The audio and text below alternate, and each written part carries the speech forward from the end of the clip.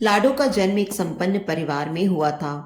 लाडो घर में सबसे छोटी थी, तो सबकी लाडली थी। माँ, पापा, भाई उसकी हर ज़रूरत का ख्याल रखते थे। अच्छे स्कूल में पढ़ाया लिखाया, जयपुर में बढ़िया कॉलेज से एमबीए करने लगी। लाडो की एमबीए खत्म होते होते लाडो के भाई देव ने शालिनी से लव मैरिज कर ली। शालिनी खुले विचारों की आधुनिक स्त्री थी, जिसे एकाकी परिवार पसंद था। वो देव के माँ बाप के साथ नहीं रहना चाहती थी। घर में खुद को सुप्रीम मानती थी। वो चाहती थी कि देव अपने माँ बाप के लिए दूसरा घर बना दें और देव और वो इस घर में अकेले रहें। वहीं देव अपने माँ बाप और बहन लाडो को छोड़ना नहीं चाहता था। इस वजह से आए दिन घर में क्लेश होने लगी। देव ने शालिनी को बहुत समझाया कि माँ बाप ने मुझे पाल पोस कर बड़ा किया है। उनकी वजह से ही आज ये नौकरी और शोहरत है। देव शालिनी से कहता है कि तुम इस घर की बहू हो। हम दोनों की नैतिक जिम्मेदारी है, माँ, पापा और बहन की। लेकिन शालिनी कुछ भी समझने के लिए तैयार नहीं थी। बात यहां तक आ गई कि या तो अपने माँ बाप को अलग करो, वरना दहेज का केस करके तुम्हारी बहन को भी अंदर करवा दूंगी। परिवार तो पहले से ही परेशान था। दहेज का नाम सुनकर घबरा गया। जबकि लाडो तो जयपुर से एमबीए कर रही थी, वहीं हॉस्टल में रहती थी। बस कभी कभी आना होता था। लेकिन शालिनी तो लाडो पर भी दहेज का केस ठोकने की धमकी दे रही थी। देव और उसके माँ बाप बहुत दुखी थे। वो चाहते थे कि लाडो पढ़ लिख कर अपने पैरों पर खड़ी हो जाए, कहीं अच्छी कंपनी में नौकरी करे और नाम कमाए। पर घर के अंदर के हालात ऐसे हो गए थे कि डर डर कर दिन काटने लगे। माँ बाप को लाडो की फिक्र होने लगी। कितने लाड से पाला था, लेकिन आज वो शालिनी के सामने झुकने के लिए तैयार थे। अब शालिनी के भी हौसले बढ़ गए। अब तो जो मन में आता वैसी खरी खोटी देव के माँ बाप को सुना देती थी। शालिनी का खौफ इतना हो गया कि कई कई दिन तक घर में खाना नहीं बनता था तो खाया नहीं जाता था। शालिनी के तांडव से परेशान होकर देव के माँ, पापा और देव ने लाडो का ब्याह करने का फैसला लिया। उन्हें लगता था कि लाडो का ब्याह हो जाएगा तो शालिनी का तांडव कम हो जाएगा। इसलिए जल्दबाजी में उन्होंने एक लड़का देखा जिसका नाम राजन था, जो दिल्ली पुलिस में था। लेकिन राजन की शर्त थी कि वो शादी के बाद लाडो को जॉब नहीं करवाएगा। लाडो के माँ बाप ने सोचा कि कोई बात नहीं, ये लाडो की किस्मत। जॉब भले ही ना करे, पर राजन के साथ दिल्ली में सुखी भी रहेगी। साथ ही साथ राजन पुलिस में है तो सुरक्षित भी रहेगी। देव और उसके माँ पापा, जो पढ़ा लिखा कर लाडो को अपने पैरों पर खड़ा करना चाहते थे, वो आज उसके पैरों को ही काट बैठे और राजन के साथ ब्याह करा दिया। इधर लाडो का ब्याह हुआ, उधर देव ने शालिनी से तलाक की अर्जी लगा दी। कुछ महीनों तक राजन ने लाडो को खूब खुशियां दी। फिर छोटी छोटी बात पर नोक झोंक होने लगी। कुछ सालों में लाडो के भाई का तलाक हो गया। मतलब देव और शालिनी अलग हो गए। देव अपने बूढ़े माँ बाप के साथ सुकून से रहने लगा। इधर लाडो पर राजन जुल्म ढाने लगा। रोज रोज लाडो के माँ बाप को गाली देता।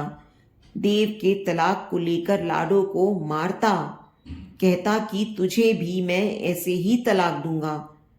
मारता तो मारता, कई दिन तक भूखा भी रखता। मार पीट, गाली गलौज, भूखे रखना, माँ बाप से बात ना करवाना, पुलिस की धमकी देकर बूढ़े माँ बाप को जेल भिजवाने की धमकी से लाडो को डराना राजन की आदत में शुमार हो गया था। लाडो को अपने घर की स्थिति पता थी, इसलिए वो राजन की गालियां भी खाती, मार भी सहन करती, पर वो अपने माँ बाप भाई को नहीं बताती थी। वो नहीं चाहती थी कि उसके माँ बाप को पता चले कि जिसको बेटियां ब्याही है वो इंसान नहीं, कसाई है।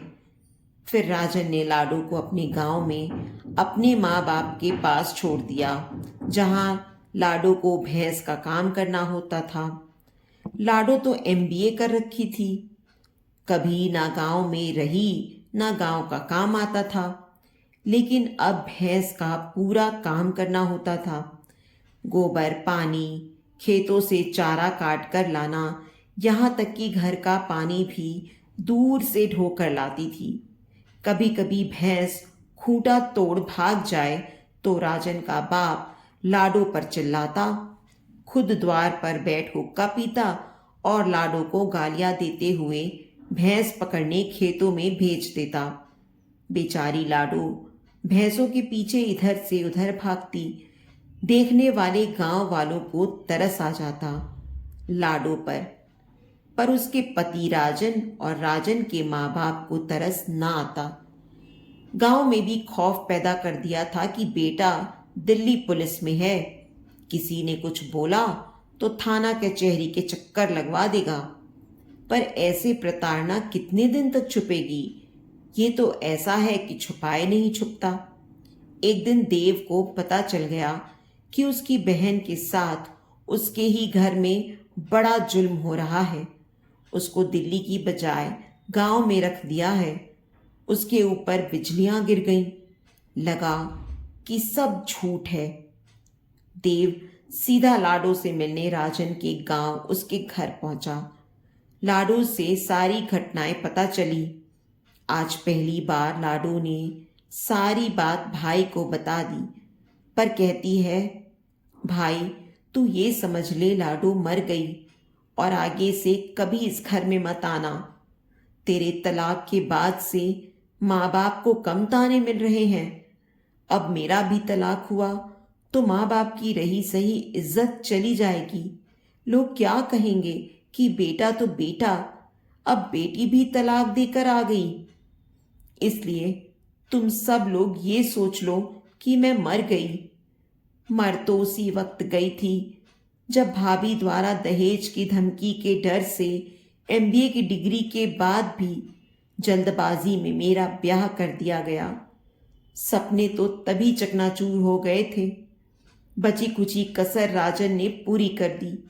अब मेरी किस्मत, मेरा भाग्य। ऐसे ही मार खाकर जिंदगी जीनी पड़े तो जी लूंगी, पर माँ बाप को कोई ताने दे, उनकी इज्जत जाए, वो बर्दाश्त ना कर पाऊंगी। फिर लाडो ने रोते हुए हमेशा के लिए देव को विदा कर दिया। ये कहानी एक लाडो की नहीं है। ऐसी हजारों लाडो आज पढ़ लिख कर अपने भविष्य के सुनहरे सपने देखती हैं, पर पारिवारिक परिस्थितियों के चलते अपने सपनों के साथ अपनी जिंदगी भी कुर्बान कर रही हैं। उनकी चीखें, आवाजें उनके अंदर ही दफन होकर रह जाती है। किस्मत और भाग्य को दोष देकर खुद को समझाती हैं। तो दोस्तों, उम्मीद करती हूँ आपको आज की हमारी ये कहानी पसंद आई होगी। कहानी पसंद आई है तो वीडियो को लाइक और शेयर करें। चैनल पर नए हैं तो चैनल को सब्सक्राइब करें और हाँ, नोटिफिकेशन बेल को ज़रूर दबाएं ताकि अगली कहानी का अपडेट सबसे पहले आपको मिले। आपके प्यार और समर्थन का हमेशा इंतज़ार रहेगा।